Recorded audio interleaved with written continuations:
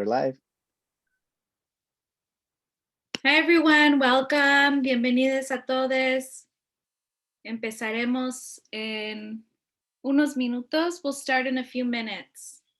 Vamos a esperar a que las personas se acomoden aquí en Zoom. Antes de empezar, we're going to wait for folks to sort of get settled on Zoom.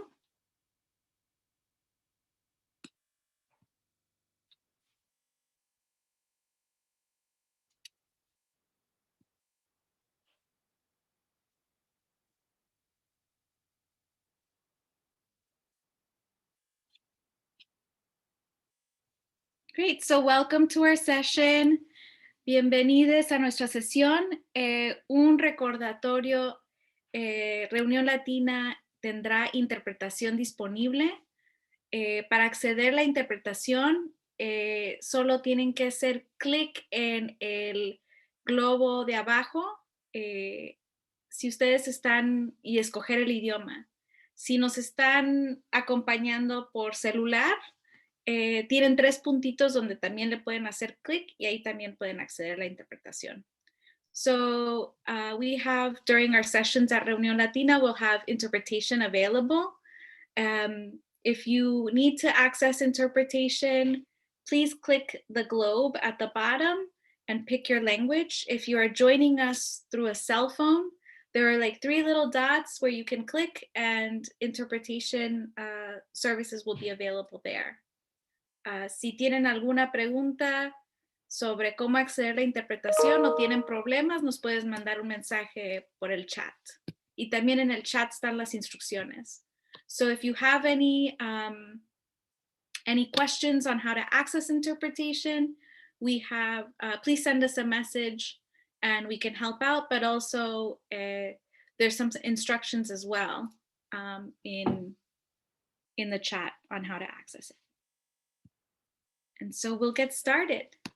So thanks again for joining us today in our session on capacity and community building with Latinx folks in the South and how we're shaping the future, especially since in the last decade, you know, the Latinx community has grown exponentially here in the South. The South really became a new destination for a lot of migrants and immigrants.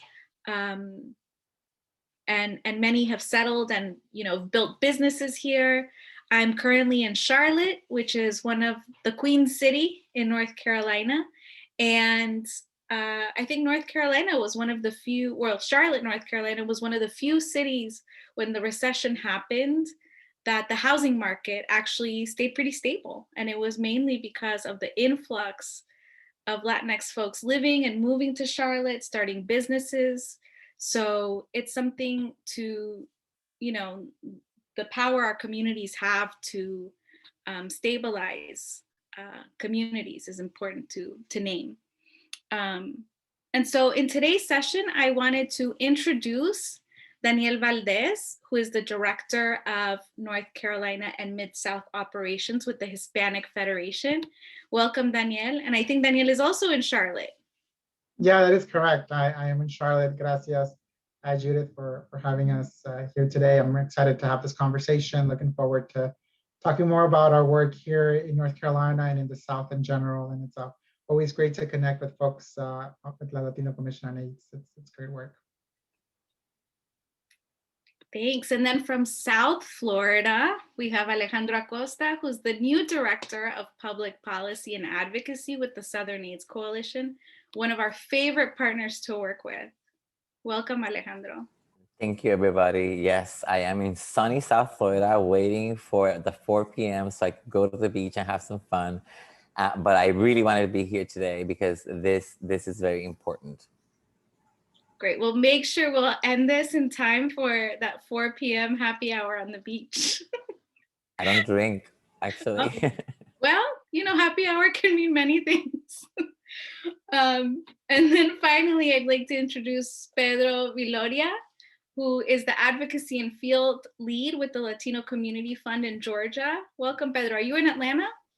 Thank you so much for having me. And yes, so we're actually headquartered in Atlanta, Georgia. And, you know, like you said, Judith, Latinos stabilize and bring diversity and growth to communities. Georgia has seen that growth. The 2020 census results have shown that the population of Latinos in Atlanta is nearing 1 million, with Gwinnett County nearing 200,000 Latinos and being one of the most diverse counties, and actually one of the counties where polling material has to be also in Spanish.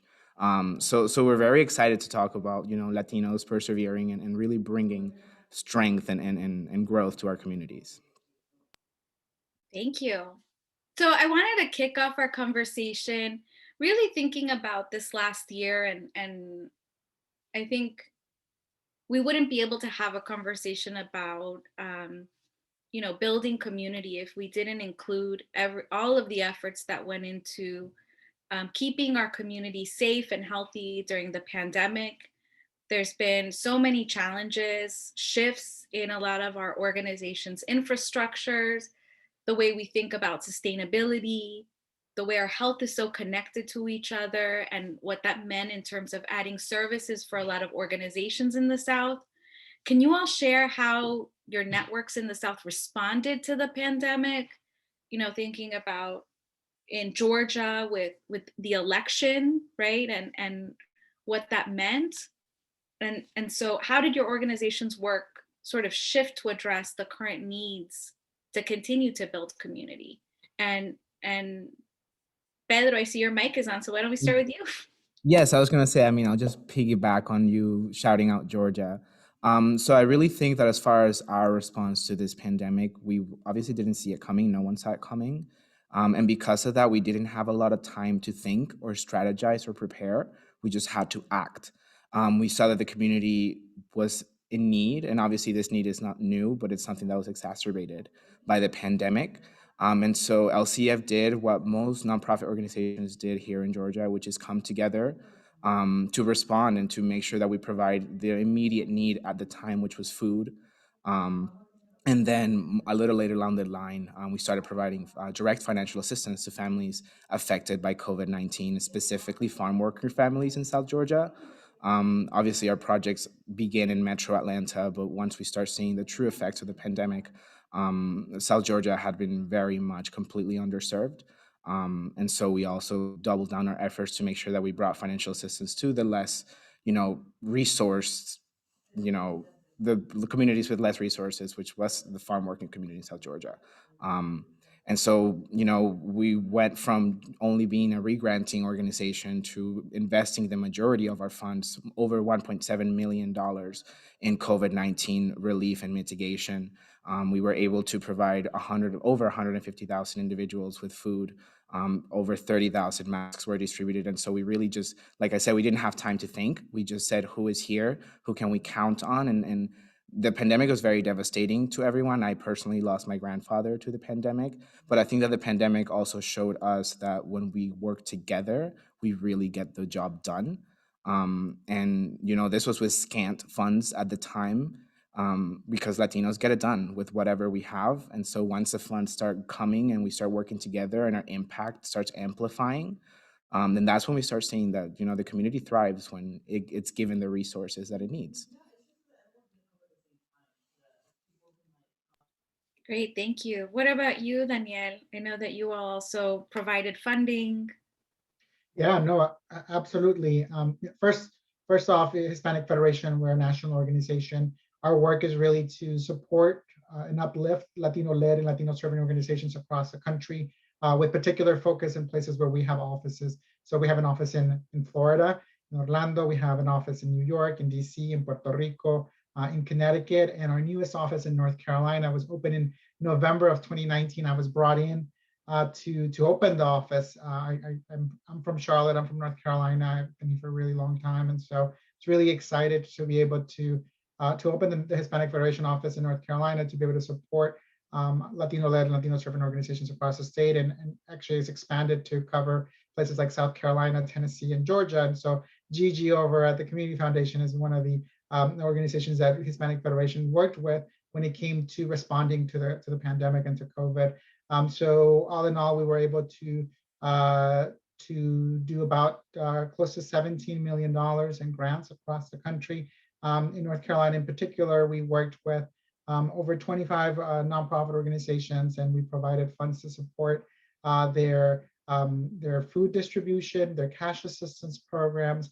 But I think more importantly too, and I think that that's something that is mentioned earlier, but even before the pandemic, a lot of the organizations were already struggling with keeping up with demand. We're struggling with keeping up with capacity to really serve the needs of the community. And we'll talk a little bit more, I guess, about the census as well. And so we've seen the growth in the Latino community, but that growth hasn't been, the capacity to serve that growth hasn't kept up either. And so because of the pandemic, a lot of organizations lost funding when they do festivals and events and things like that help them. And so part of our focus was to make sure that Latino organizations were going to be around even after the pandemic.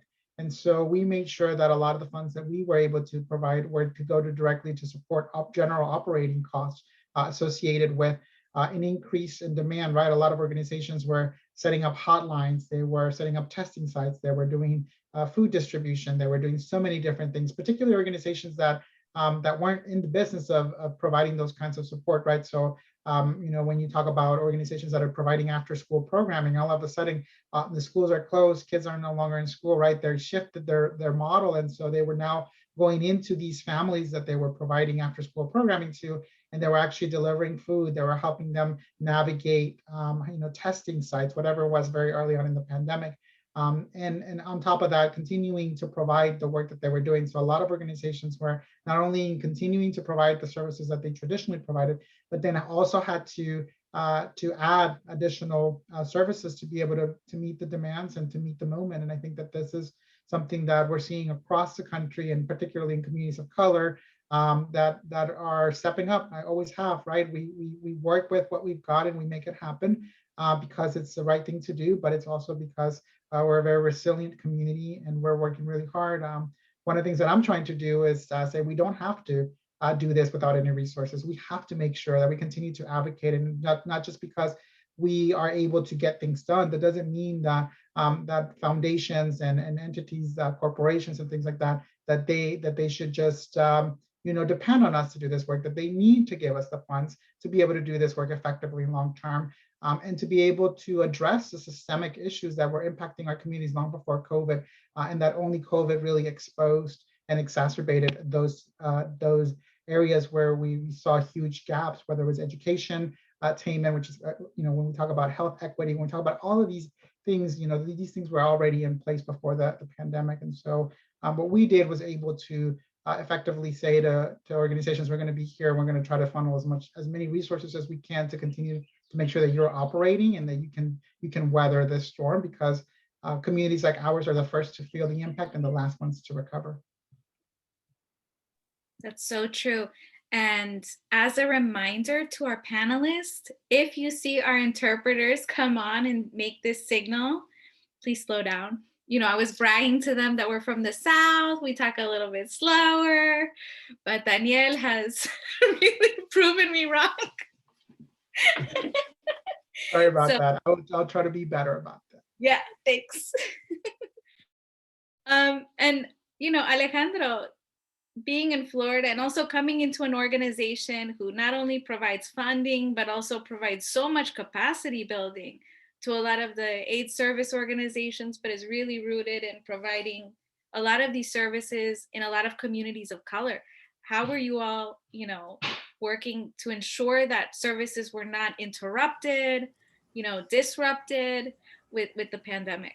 Well, let me just start with the fact that the pandemic brought me this new position, which has been a blessing in this kind of environment when a lot of people have not had an opportunity to keep a job.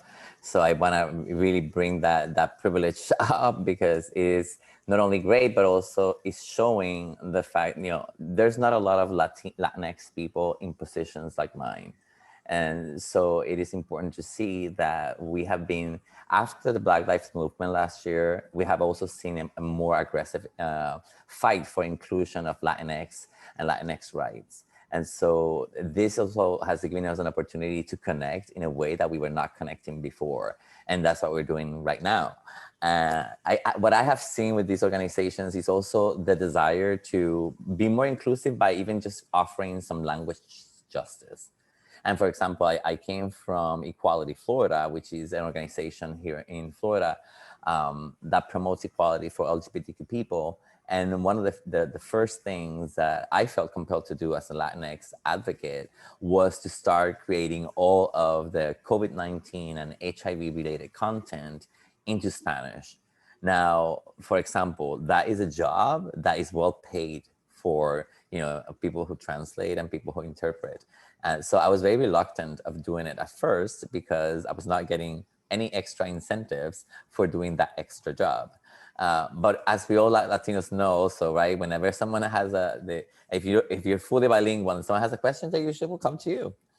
So that was part of my own initiative, trying to really expand what I was trying to do or reach out as an advocate. And I'm Puerto Rican, and I've been in the United States for 18 years. And this was the first time that I really felt compelled to reach out in a way that I was not doing it before.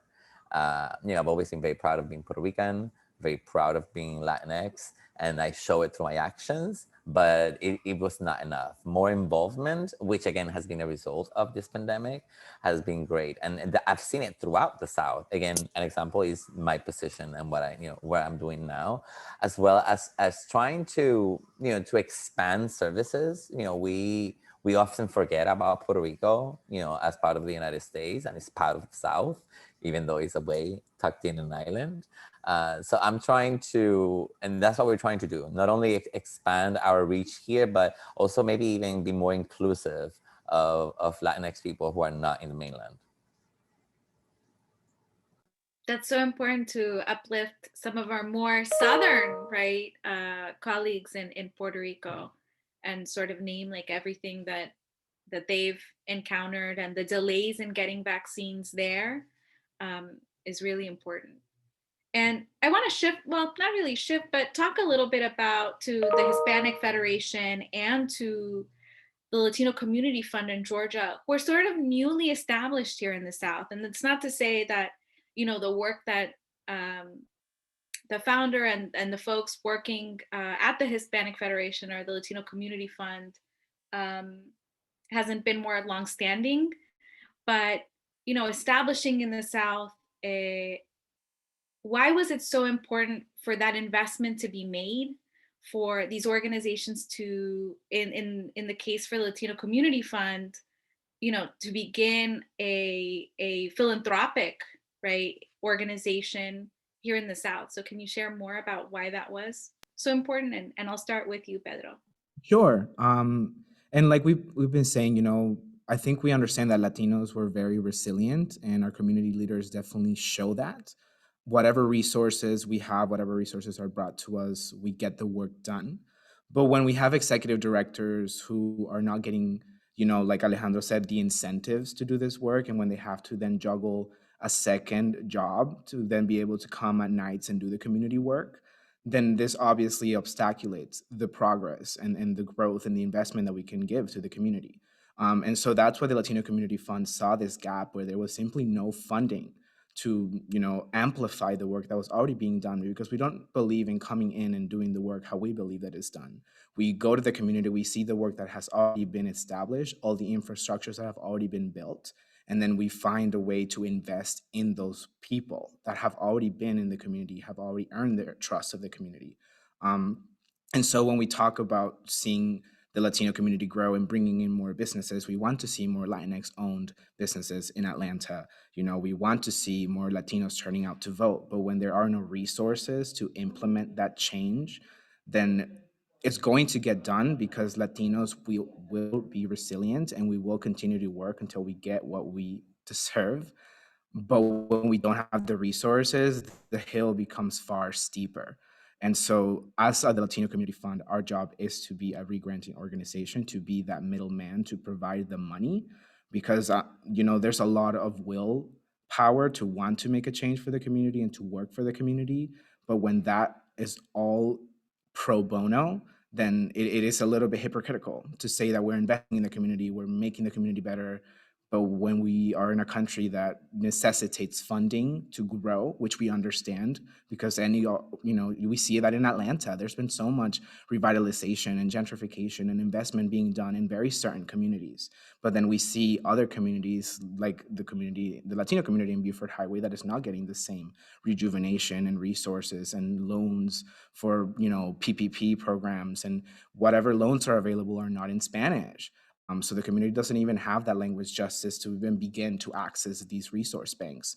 And so that's where organizations like LCF and any other organization, that focuses on making sure that there is an investment, that there is money to the talk, because again, Latinos will get the fuel, but it is much easier when we have a lot of support, and we have that money, and we have the funding to say, okay, we can not only do work here, but now we can start going to South Georgia.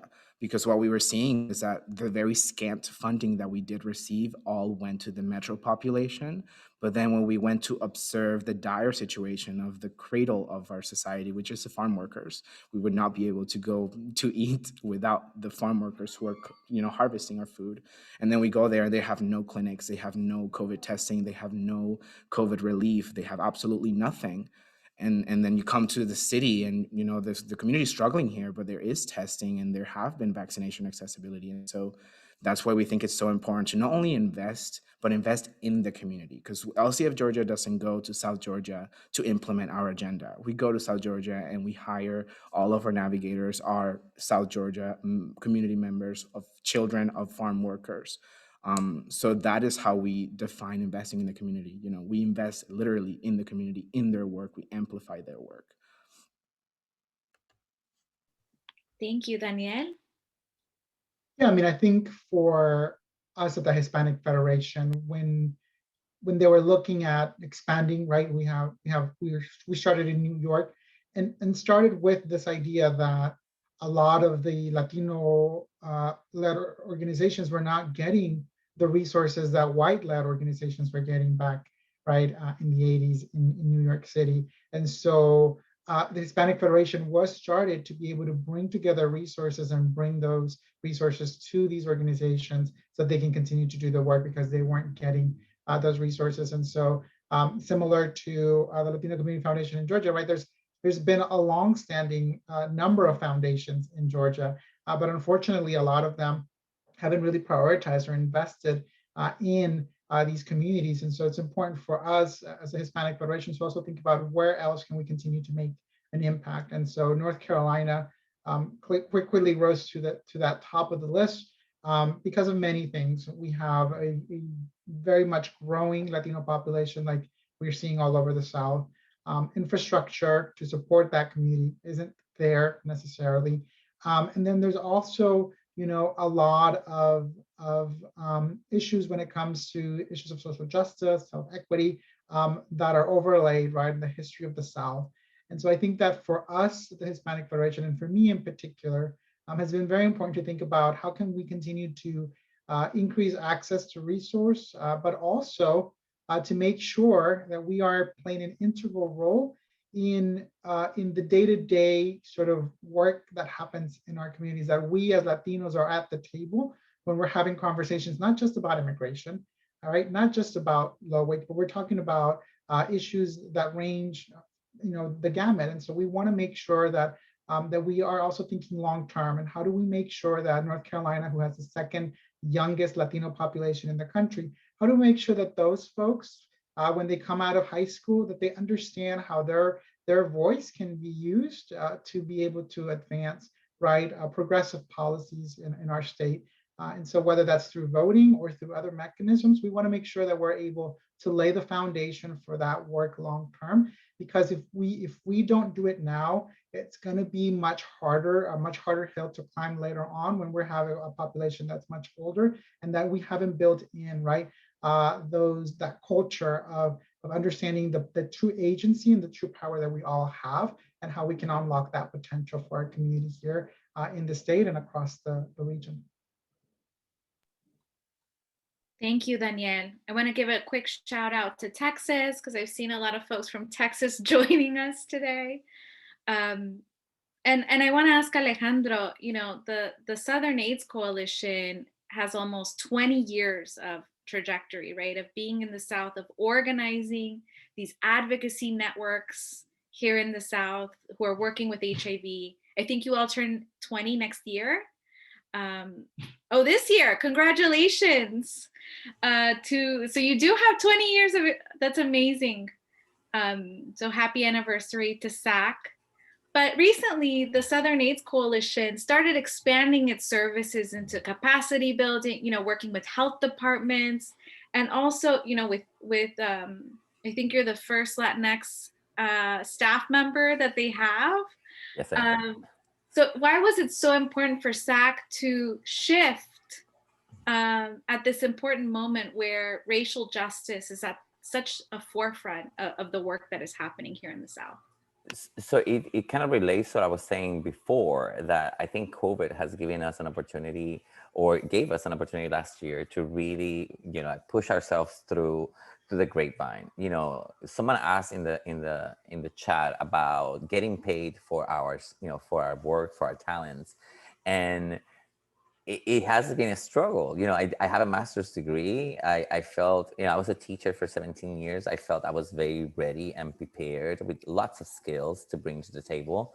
I have worked with planning, training, doing grants and evaluating grants. So I thought I was very prepared, but yet I still felt that there's still a lot of white supremacy, even within organizations that really strive to do better.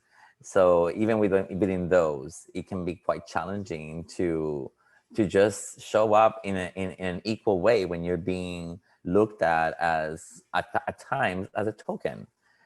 So the Southern AIDS Coalition right now, we are, and I think that this is part of that shift, that by hiring me and giving an opportunity to a Latinx employee or candidate, when the organization has been traditionally for the past 6 years mostly African American, Black, again, for me was an opportunity to kind of what Daniel is saying, not just to have a voice at the table when it's all about immigration or all about Latinx, rights. We should have a voice at the table for all sorts of the policy aspects of the work. And when I go still to these meetings, when I'm meeting with other policymakers and policy people, I'm usually surrounded by a lot of white still. So what, if there's any message that we're trying to send with Southern AIDS Coalition, is that we should be giving opportunities to young leaders. We should be engaging Latinx, the workforce. Not only, and at times we think about, language being a barrier. We at times, can improve a lot. I'm fully bilingual, but we understand that not everybody has the same level or capacity of understanding, and that these skills can be grown.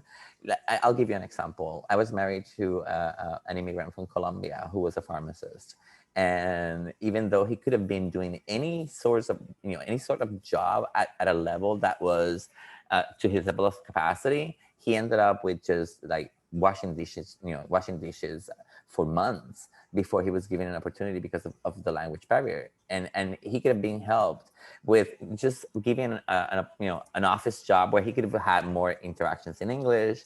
And so we have to break through this white supremacy and white-led organizations and structures. And the way to do it is by showing up. And again, we have seen a huge increase in people volunteering and people wanting to get involved from the community. There's a lot of people with time right now in their hands and they want to make a difference. We need to exploit that. And what I mean exploit is that we need to maximize it. We need to use it to our advantage.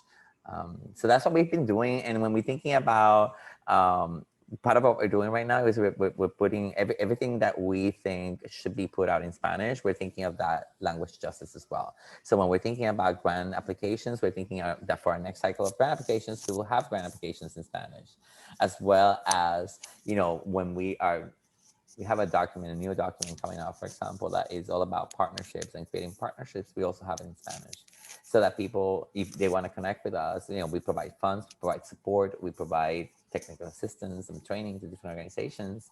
And the reality is that in the South, Latinx people are basically invisible, still have been invisible for a long time.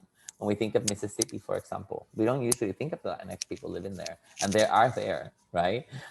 Usually when people think about Mississippi, is immediately, oh, we need to think about the Black community. And yes, great, of course, because it's the majority. But then what happens to these 4% Latino that live in Mississippi? Do we even ever address them? And Mississippi is a hard state because of its rural nature. And then of course, like Pedro said earlier, they're helping us put food on our tables, yet they don't have anywhere to go get tested.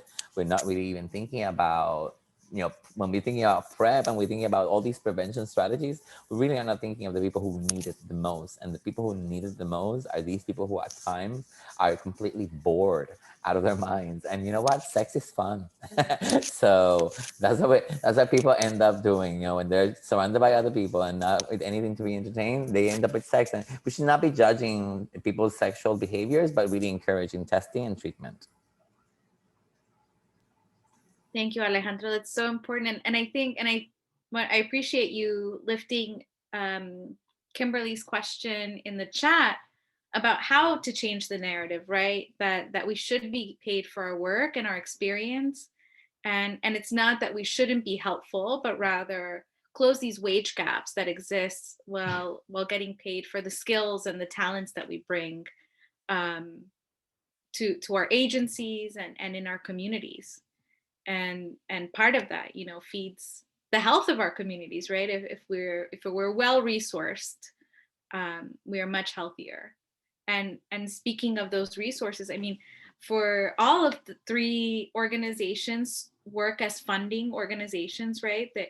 And so reflecting on some of the sustainability of the community during and before the pandemic, right? Because the world did exist before this pandemic, but we know that, and I think, Daniel, you mentioned, we were already under-resourced. There was already a need. A lot of organizations were already struggling. So how do we respond for our communities? Rapid response is so vital, especially in the South, when, Alejandro mentioned, Latinx communities in Mississippi, right? There was this massive raid that occurred, and there needed to be an influx for rapid response to commit resources there. So what does that structure look like, and how can other funders sort of change their structures to address the needs of Latinx communities in the South? And Daniel, I'll start with you. Yeah, I'm happy to get started. That was something that when COVID hit, we launched a COVID relief fund very, very early on, and we were making sure that that the application process wasn't as cumbersome, that we only were collecting the information that we needed, because we knew that any amount of time that we took from someone to fill out an application or to do reporting, those kinds of things, was time that they were taking away from other things that they were doing right at their organizations. And that's even organizations that have someone that does grants or whatever. Most organizations don't have that. You have a program person or executive director doing every single thing. And so we have been cognizant of that, and we continue to implement that as we did our COVID relief. But one of the things that we also did, and that I did in North Carolina, was to have one-on-one conversations with some of the biggest funders here in the state, different foundations, and to get a sense from them, what were they doing and how they were doing things. And through that conversation, I was able to really help a lot of these funders understand why we were having, the process that we were having, but also help them understand too why it's important for them to broaden out who they were giving funds to. So a lot of my work was introducing particularly grassroots organizations who didn't have access to these funders, because these funders didn't see them right as organizations that they worked with for a really long time. They were used to your one or two established Latino organization or established immigrant organizations, and those were the only ones that they worked with, and anything beyond that they weren't really comfortable working with them. And so one of the roles that I played was to bridge that gap and to say to a foundation, you should work with this group. We're working with them. We're giving them funds. You should support them. And we're here to say that it's okay to do that because of the presence that we have in the national sort of footprint.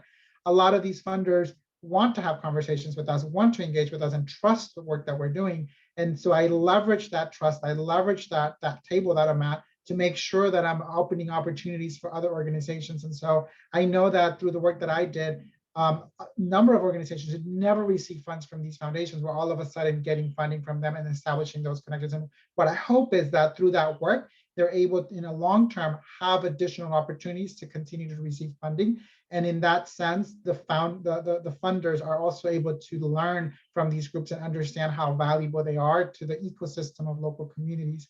The other thing too that I worked on on the other side was to talk with the funders about these sort of established organizations like your big food banks. Yeah, great, they're doing food distribution, that's awesome, but are you asking them, how are you making sure that your food distribution is culturally appropriate, that you're giving the people in your community the kinds of foods that they want, not just whatever you think that they want, right?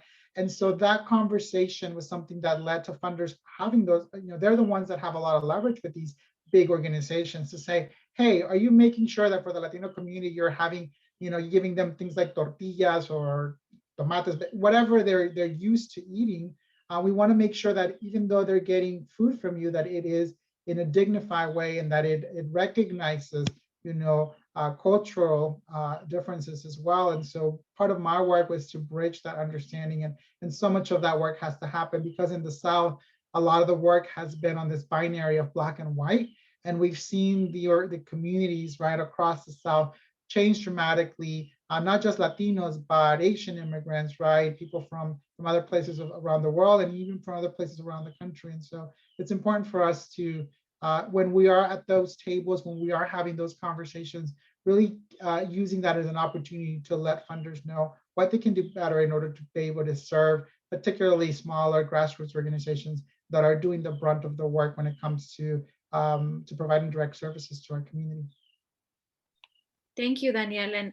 And that's so important what you were mentioning about food banks, because I think that, like, I still, at my ripe age in my 30s, I had never tried like a rhubarb before. And I think that if I ever were to receive something like that, I really wouldn't know what to do with some of the things that I've seen at food banks in the past. I wouldn't even know how to prepare it. So that's so important, and creating that cultural responsiveness in different parts of where Latinx communities are interfacing and what institutions they work with in their communities. And Pedro, the Latino Community Fund has been providing a lot of these rapid response grants and funding. So how have you all navigated talking to funders about why that's so important for folks here in the South? Yeah, and I think definitely I'm hearing a lot of similarities in our model and the model that you guys use, Daniel, in the sense that we are very much grassroots focused. We see our regranting and our funding as something that should come from the bottom up. And so we want to make sure that we maintain very close relationships with the organizations that are going to be funded. And we, hope to work with very local organizations that are usually underfunded, but are really doing the grunt of the work in local communities. One of the biggest reasons why we hire, in-community navigators for our South Georgia work is specifically because of that. Especially since Georgia has been getting a lot of national attention, we've seen a lot of bigger organizations try to come into the state, oftentimes trying to impose their own strategies and their own agendas and overlooking the work, the longstanding work that the community members locally have already been doing. And so again, that's why we really stress that we should look at the work, assess the community, see the work that's already being done before we start any new initiatives or any projects. Try to see collaboratives, try to see how you can support the Latino community rather than impose. And that's really one of the biggest points that we want our funders to take away, is that, we need to trust the leaders that we are investing in, and we need to trust the work that they're doing through money. Because this is the only way that we can really bring the community forward. Because if we keep doing, whatever the national organization wants to do, and then we're still going to be working locally, and so the work becomes so muddled.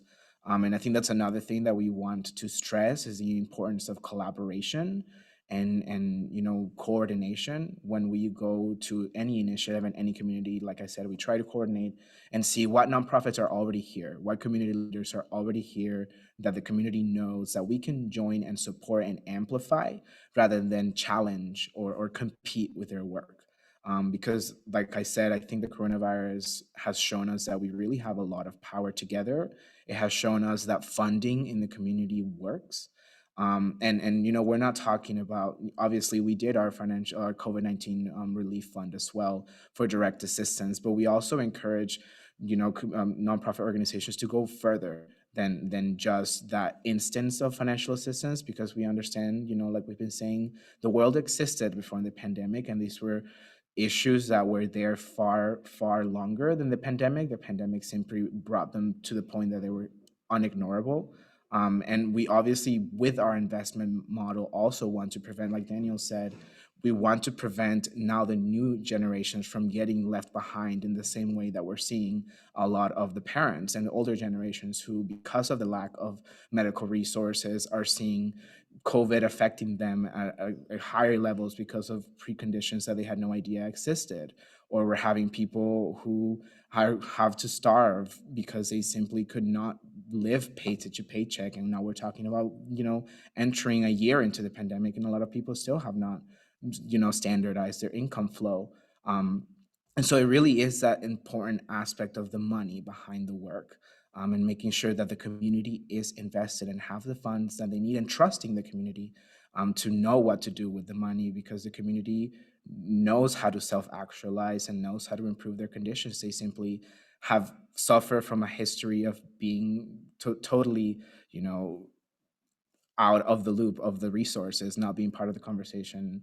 And that's why we have these very long-standing consequences that the pandemic just brought to light, but they're not going to go away unless we address them. Great, thank you. That's, and I'll highlight a comment that Oscar made, is that it's so important to connect and coordinate efforts rather than coming up with more and more individual organizational efforts. And yeah, that collaborative work is so important. Alejandro, I did want to ask, for many organizations, accessing capacity building services and assistance to enhance the infrastructure of our organizations and development can be really difficult for Black and Latinx and other people of color led organizations. Oftentimes, our organizations are small, and as I think Daniel mentioned, we don't have grant writers, or there aren't staff in place to sort of help coordinate some of these things. What recommendations can you give on how to build and maintain the health of an organization, and in turn, right, keep the health of our communities? One of the things that we have found, and I have seen as an advocate here in Florida, and also someone who's being privy to information about grants and people who apply, is that even when sometimes funds are available, some organizations are reluctant to take some of that funding. And so they're reluctant also to actually apply for some of these grants and helps. And when we're thinking about, assistance and capacity building, it kind of translates to the same idea. When if a large organization doesn't provide those services, if we don't have a Spanish speaking employee, if you don't have Spanish speaking, or at least options that are focused and that are tailored to our community, why would any organization want to apply, for example, for something that's not there? So visibility in the offers, and again, this is part of this transition that we're having. I think that the world before COVID, even though it was great, it also gave us an opportunity to maximize these gaps that we have seen, and that nothing have been done for the longest time. When we think about also, again, organizations trying to get to that level, my recommendation is to do it, to just even if you don't think the organization challenge them. This is the time. This is the time to stand up, to be heard, and to demand. Actually, I'm one of those people who really believes that if you people don't give you rights, we need to fight for them. And so that at times, if you're not invited, question why you're not invited at the table. And in many cases, again, even when the funding is available, some organizations are reluctant to take it because they are afraid of those ties to a big organization that's going to be asking them for deliverables every quarter, and they might feel that they don't have the capacity. So in our sense, we're trying to also, train organizations on how to do proposals, and the proposals need to be, of course, not only in writing. They could be creative. They could be submitting interviews or videos, or just making things like Pedro is saying. We are not going to be able to take away of the work that's happening already in the community, that is already effective. So it's for me, the suggestion is we need to fight, and the way to fight is to continue to push boundaries, to actually apply. And I say that a lot of funding goes on news because I just lived the writing in November when a bunch of organizations were supposed to apply for Latinx funding that was specifically for Latinx of color and a trans men of Latinx descent. And the justification for not applying was that we don't deal with that population. They're so hard to find. Like we don't know where to find trans men. And I'm like, are you kidding me? Like, I have like at least 4 friends who are trans, female to male. The fact is that because these populations are traditionally catered to and not even taken into consideration, that why would they even be visible? Why would they even be present if they've never even talked about? And this is just an example. We never ever think about the intersex community. Intersex community is, I think, like even up to 4% of the population, and again, a population that's completely invisible, even within our own movements. We don't even think about them. So in my very short span of director of policy, I have been pushing in every one of these rooms. Whenever I see myself as Acosta and the only Latin name around, I'm like, well, everything sounds great here, but, and so I'm bringing it up. And even if it has not been welcome everywhere, I have to admit, I have received pushback. Oh, we have invited you guys. We have you guys on the list. That's not enough anymore. Now you have to be proactively looking for these people to be part of the table.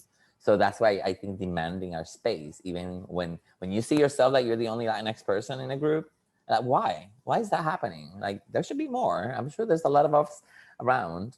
So that's my suggestion.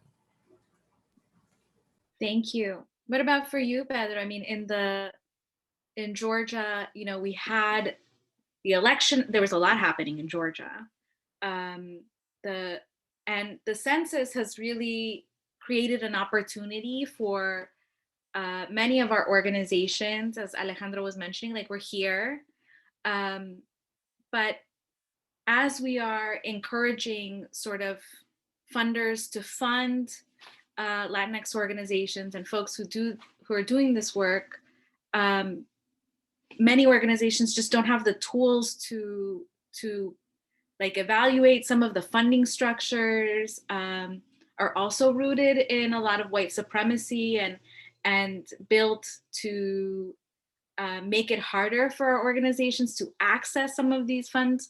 So what recommendations can you give on how we can build our organizations in ways that is sustainable and also for the health of our communities? Absolutely. And I mean, I think to Alejandro's point, there definitely will always be a fight aspect to it, especially when we're talking of our communities in the South that are historically left out of tables. And so even now, when we're seeing Georgia changing and when we're seeing a growing Latino population and we're seeing voter trends change, we're still seeing a state legislature that is fighting to restrict these changes. And so there's always going to be an aspect where we're going to have to demand and fight. But we also do understand that a lot of organizations, especially the smaller ones, do not have the capacity to buck up and demand things sometimes. And so that's kind of where we hope, A, collaboratives, and B, just being that bridge in between the funders and the smaller organizations to be able to amplify their voices as well and say, listen, this is happening with this organization, and we believe that this organization deserves to be heard. Also, we have a lot of capacitation workshops where we invite our member organizations to participate. So, they are able to learn things like grant writing or how to approach a funder, and a lot of other capacity, understanding that obviously this is very much a white supremacist system that was created with the intentions of being for white people by white people. And so that's another reason why LCF Georgia really believes in people's democracy and bringing that power back to the grassroots. So being that bridge of letting the bigger funders know, this system's not working for our member organizations. This type of funding, this type of deliverable system is not working. And sometimes being able to be that voice, understanding that that smaller organization doesn't have the capacity. So there's really a lot, capacitation of smaller organizations, but also interceding on their behalf. And also, indisputably, we're going to have to fight. And that is why LCF Georgia stresses the need for collaboratives, coalitions, because it's easy for one organization to get trampled over. But when you're talking about a coalition of 10 members, when every letter that you signed has 15 organizations signing behind them, and then you're talking not about one little LCF Georgia, but we're talking about LCF Georgia and Triple AJ and the Latin American Association. And then now we're not just a tiny little speck in the population that they can just ignore. They have to listen to us. And so it really is important, especially in that sense of the fight, because I feel it. I mean, we really do have to fight. And it's unfortunate because we shouldn't have to have the burden of having to demand things that are rightfully ours. But that is why there's strength in numbers, and we should always try to unite and never divide and never try to create our own in places where things have already been established. Try to collaborate, try to come together, because we may seem like a minority in paper, but when we come together, like I said, when we're 10, 15, 20 organizations behind a letter, then the governor has to read it. When we're talking about a testimony against a policy and there's 50 organizations speaking out against it, then there's not a little noise that you can just tune out.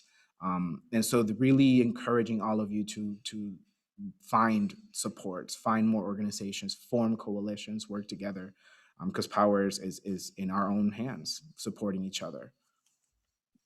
Thanks, Pedro. That's really powerful. The collective power that we have is really important. What about for you, Daniel, at the Hispanic Federation?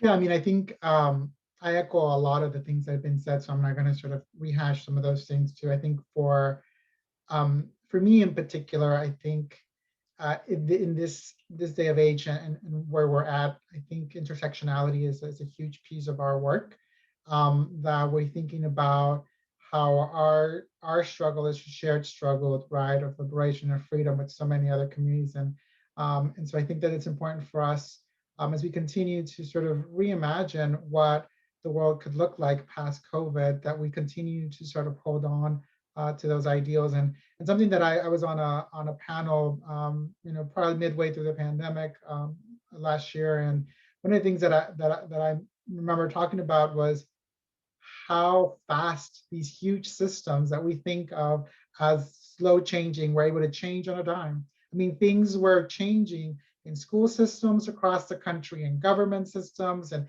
everybody was just all of a sudden things were changing. And so I think that I would like to see that same energy continue, and us to not forget that these institutions can say to us, well, those things won't change that fast, because they did. And when the powers that be asked them to change those things, they did it. And so I think that we need to make sure that we continue to push for that, and also to think about, okay, who were your essential workers? Because at the beginning of the pandemic, our farm workers, our grocery store folks, everyone, they were our essential workers, they were our heroes. And when it came time to talk about, pay, making sure that we do equitable pay for these communities, all of a sudden that was an issue, right? And so I think that we are, it's unfortunate, right, that we're as a society forget so quickly, right? And I think that it's our work to continue to let folks know that that these folks are still here, they're still essential. Whether or not there's a pandemic or not, they are still essential folks, and they deserve a livable wage. they deserve benefits, they deserve, dignity in so many ways. And we need to continue to push for that and to bring up examples of how things did change when it suited them and when it suited the communities that were in power. And so I think that it's important for us to continue to push for that. As I mentioned earlier, just because COVID may seem like it's on its way out and things are returning back to normal, that's not the reality. The reality is that our communities are still suffering. We saw an increase in the gaps when it came to health, when it came to education, when it came to wealth, economic mobility. All of these things were already bad, but now the indicators are continuing to drive a bigger gap into that. And so it's not going away. The impacts of COVID, whether or not it may still be, part of the news cycle, it's going to be here for many, many years to come. And we need to make sure that we continue to let folks know that it's important that our needs and that these issues get addressed in a timely manner like they did during the pandemic. Yeah, that's absolutely right. I think when we saw that vaccines could be free, when testing could be free, when Medicaid could change its directives, when we saw telehealth policies change to be, therapists and medical providers could now use Zoom as a platform to provide health services. A lot of things changed really quickly, and so we know it's possible to make these changes. We have time for a few very short questions, but before I ask, we do have a note from Frank, who is our tech assistant, that if you could please fill out the evaluation survey before you go. The link is in the chat. But we do have a question from Rosario, and they ask, where and how do organizations like yours get funding for community programs? Where do you all get your funding from? I love this. I can start. A number of different sources. So, similar to other organizations, right? We get funds. We do individual donations, particularly for Puerto Rico. We started our Puerto Rico office after the hurricane, right? And then the earthquake hit, and so a lot of people wanted to provide support. So a lot of it was through individual donors. We get funding from big foundations that are interested in the work that we're doing and want to support it.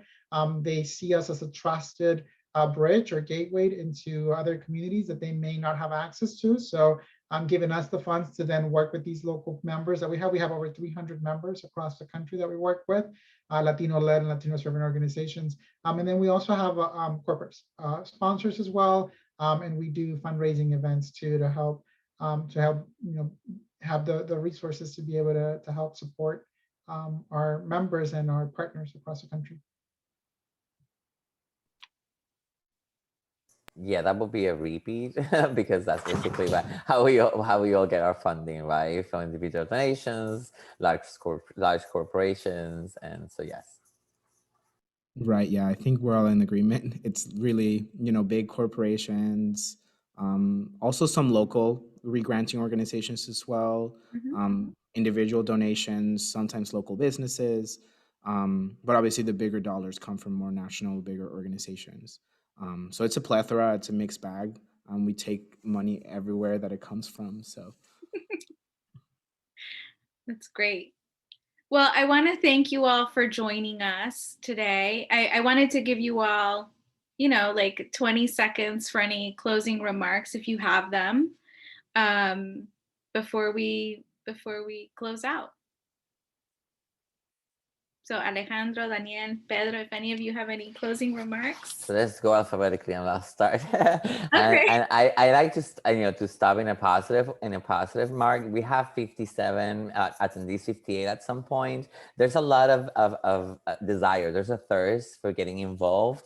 Sometimes we think that if we hit 200 people, that's the only way that we're effective. Sometimes hitting one person effectively can turn that person into an effective leader that could involve other people. So just pass the word, and if you see someone who has that little spark of fighting them, involve them, especially your friends and and acquaintances. That's my little Friday before my beach time.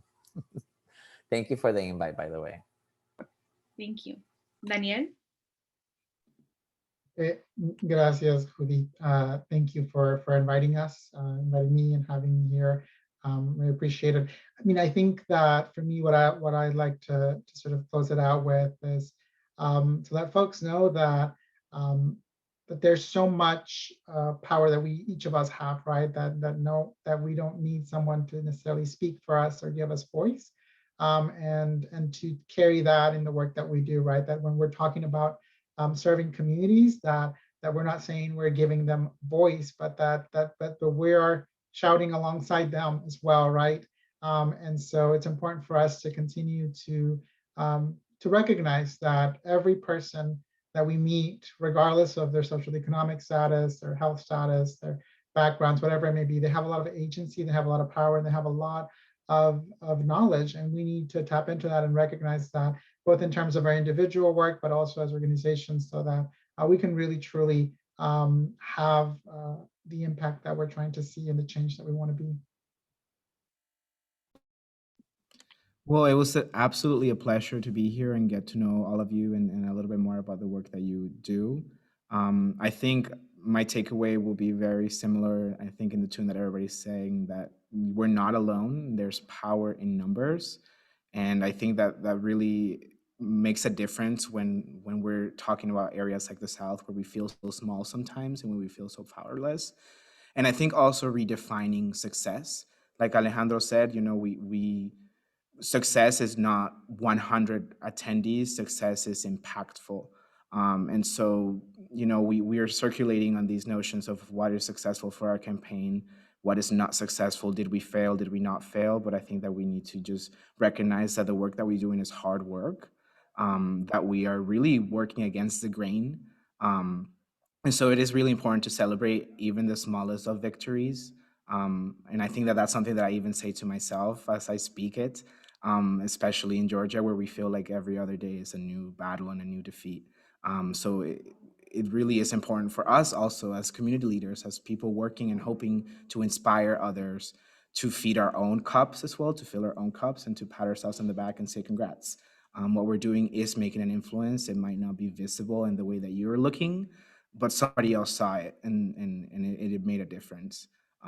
So congratulations, honestly, to all of us for the work that we do. And I hope that we continue to do so with even more fervor every day.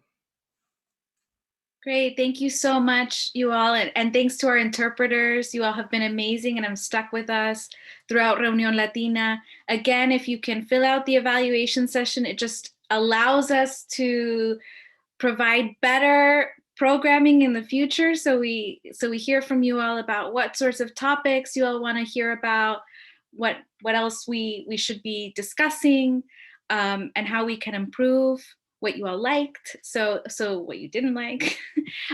So please share that in the evaluation. Again, thanks again to our panelists, and thanks for joining us during Reunión Latina. Bye, y'all. Thank you.